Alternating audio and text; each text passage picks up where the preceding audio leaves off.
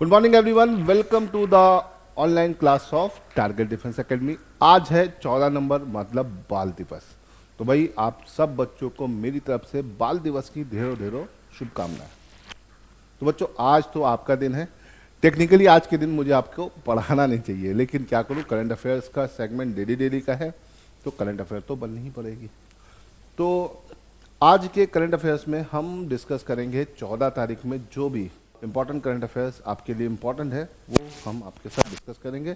तो चलो शुरू करते हैं। लेकिन आगे बढ़ने से पहले मैं आपको बता दूं कि अगर आप हमारे चैनल पे नए हैं, पहली बार देख रहे हो, तो इसको सब्सक्राइब कर दो ताकि आपको सारी अपडेट मिलती रहे।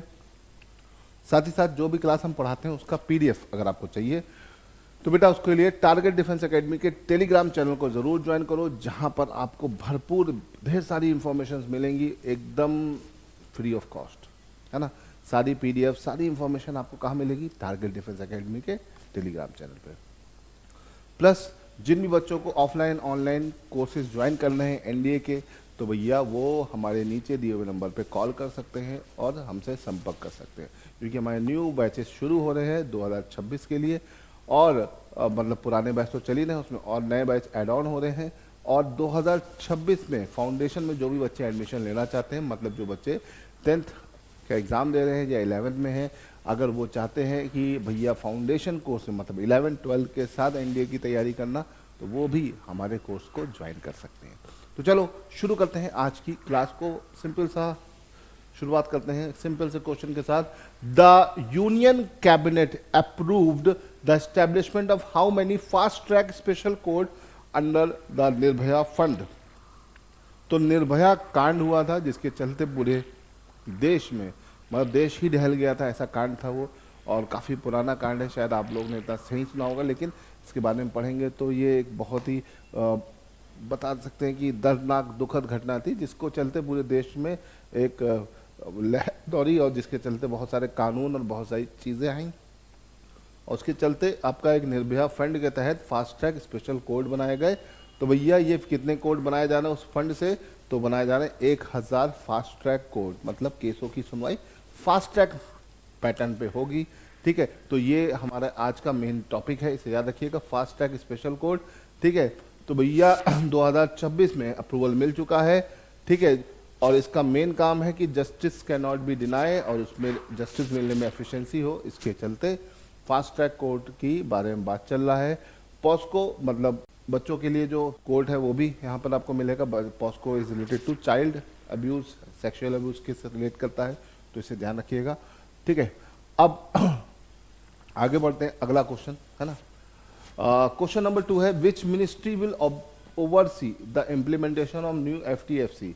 तो भैया ये जो कोड बन रहा है किस मंत्रालय के अंदर आएगा? ठीक है, ministry of women and child development, ministry of law and justice, ministry of home affair, ministry of social justice.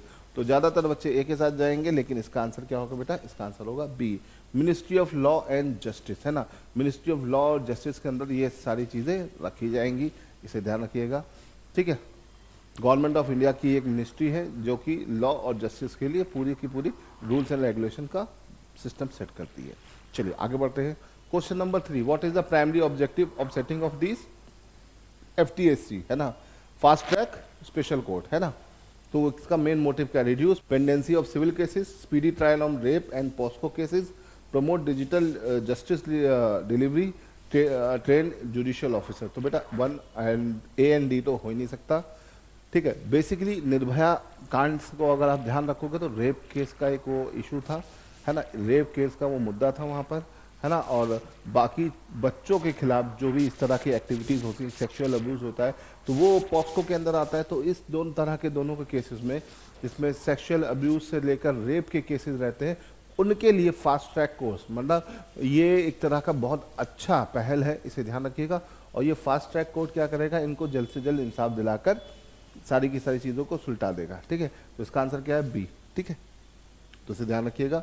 ठीक है, अगर देखा जाए तो इंडिया में लगातार इस तरह के केसेस बहुत ज़्यादा बढ़ते जा रहे हैं, और बढ़ने के साथ साथ उनका ट्रायल नहीं हो पाता है प्रॉपर, तो जो भी मुजरिम होता है उसका भी मनोबल बढ़ जाता है और वो इस तरह के केसेस में और इन्वॉल्व होने लगता है। तो इस तरह के केसेस में अगर जस्टिस मिलेगा, मुजरिम को सज़ा मिलेगी, तो फिर क्या होगा, तो फिर लोगों के मन में एक डर बैठेगा कि अगर हम गलत करेंगे तो भाई हमारे लिए कोर्ट खड़ा हुआ है, हमको सज़ा देगा।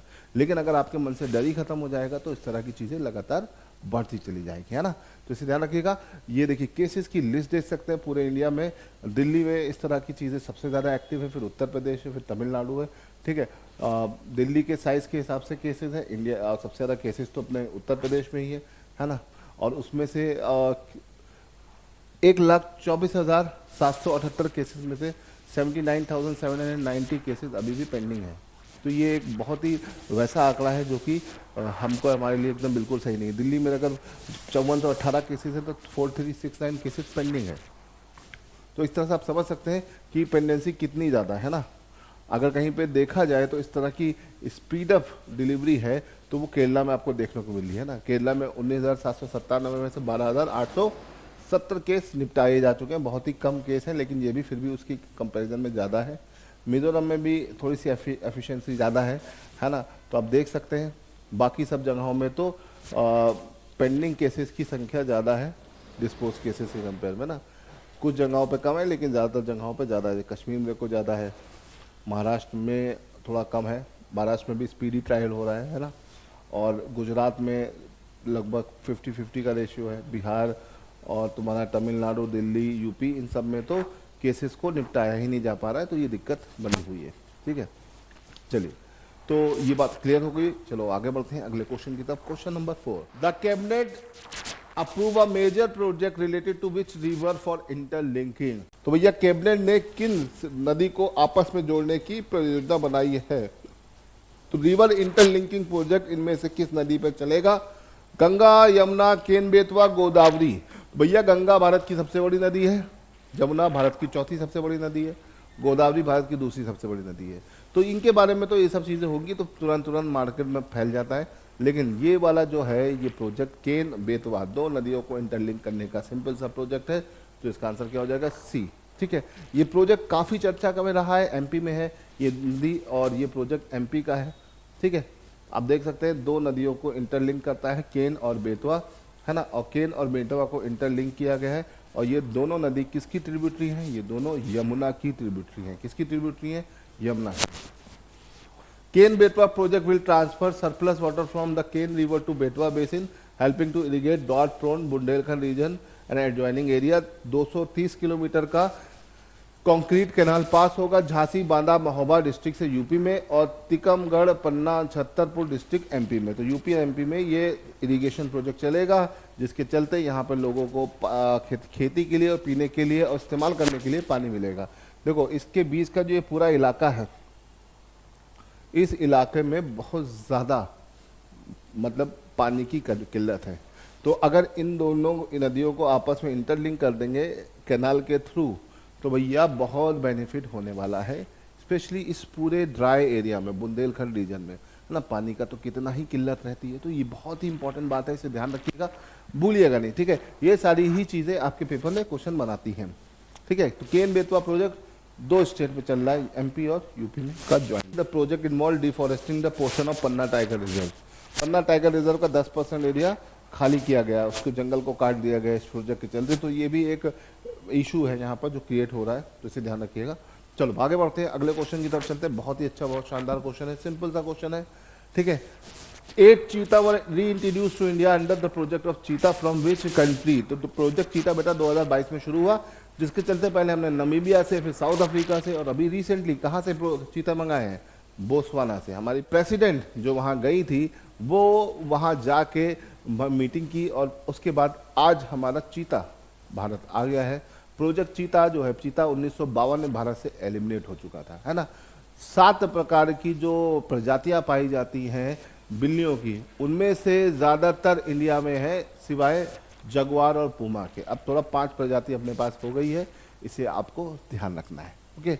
चलो तो इसका आंसर क्या हो जाएगा, बोत्सवाना, ठीक है। द्रौपदी मुर्मू गई और देखिए चीता देख सकते हैं आप, कितने प्यारे लग रहे हैं, छोटे छोटे चीतों के बच्चे। तो president Murmu who is one of the historic first ever state visit Botswana and Angola held a bilateral talk between Botswana president Duma Boko in capital city of Gaborone, है ना।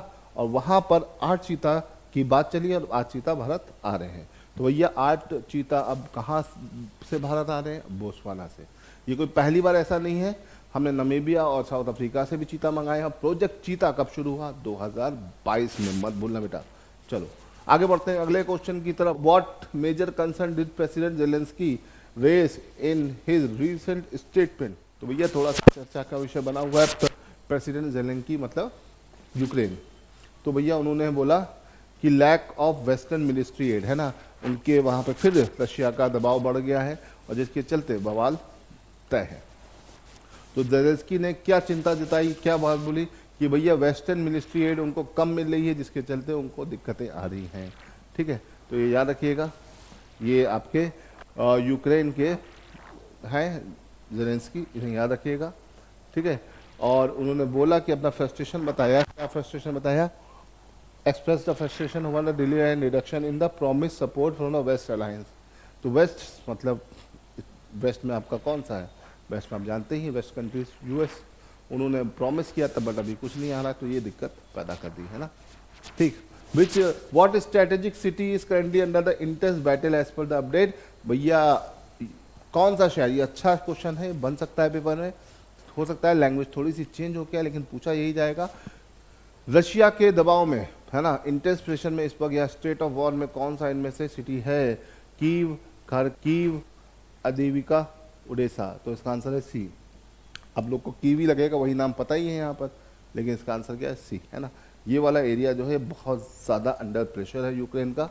ठीक है, और यहाँ पर दोनों तरफ से काफ़ी ज़्यादा गोला बारूद बमबारी चल रही है, दोनों तरफ से लोगों को नुकसान हो रहा है, इसे ध्यान रखिएगा।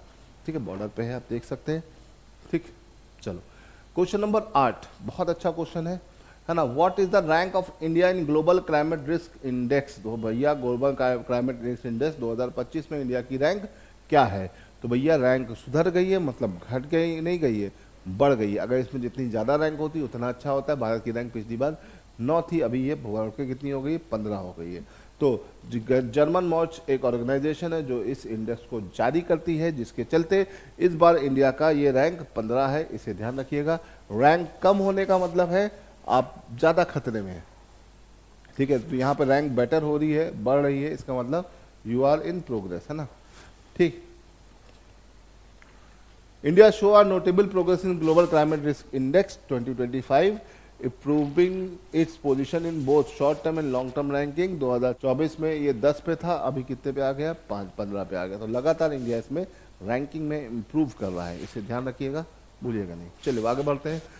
क्वेश्चन नंबर 9, बाल साहित्य पुरस्कार कितनी भाषाओं में दिया जाता है? भैया अभी हाल फिलहाल में बाल साहित्य पुरस्कार दिया गया और कई सारी भाषाओं में दिया गया। भैया क्वेश्चन बन सकता है कितनी भाषाओं में दिया जाता है? तो इसमें याद रखिएगा ये 24 भाषाओं में दिया जाता है। कितनी भाषा में दिया जाता है? 24। हमारे संविधान की 8वीं सूची के अंदर जो 22 भाषा हैं वो तो है ही है, साथ ही साथ इंग्लिश और राजस्थानी में भी दिया जाता है। तो कुल मिलाकर 24 भाषाओं में ये प्राइज आपको दिए मिलेगा। ठीक है, इसे याद रखिएगा। ठीक, 22 language of 8 schedule plus English and Rajasthani, तो इसे ध्यान रखना। बहुत अच्छा और शानदार क्वेश्चन है।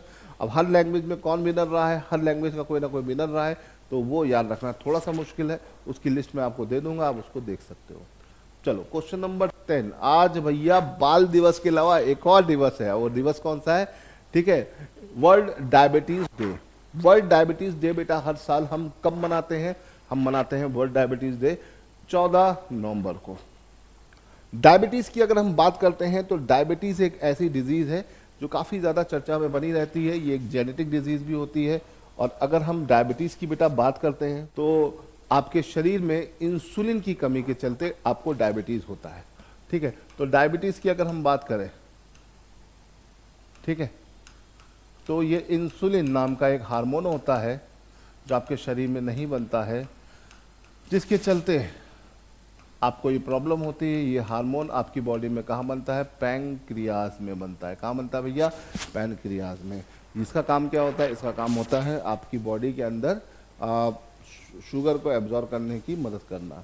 लेकिन जब ये नहीं बढ़ता है तो आपकी बॉडी में शुगर लेवल बढ़ जाता है, जिसके चलते आपको दिक्कतें आती हैं। ठीक है, डायबिटीज़ 2 तरह की होती है, टाइप 1 टाइप 2, है ना। फिर टेम्परेरी और परमानेंट भी होती है। ज़्यादातर लोगों को डायबिटीज़ मेलिटस होती है। ठीक है, तो ये सब पॉइंट आपको ध्यान रखने हैं। हर साल 14 नवंबर को हम डायबिटीज़ डे भी मनाते हैं, वर्ल्ड डायबिटीज़ डे। ठीक है, और इसकी कोई ना कोई थीम होती है, तो इस बार की इसकी थीम क्या है भाई? Diabetes and wellbeing. इस बार की थीम है डायबिटीज़ एंड वेलबींग, इसे याद रखिएगा। ठीक है, तो डायबिटीज़ की अवेयरनेस को प्रमोट करने के लिए इस तरह के डेज को हम हर साल मनाते हैं, इसे याद रखिएगा 14 तारीख को। ठीक है, तो इसे ध्यान रखना है। चलो तो भाई आज के टॉप हमने करंट अफेयर्स देख लिए। आई होप कि अब आपको कोई दिक्कत नहीं होगी। अब इस क्लास के बाद इसका पीडीएफ आपको टेलीग्राम चैनल पर मिल जाएगा। तो चलो आज के लिए इतना रहने देते हैं। एंजॉय करो आज का दिन। जय हिंद।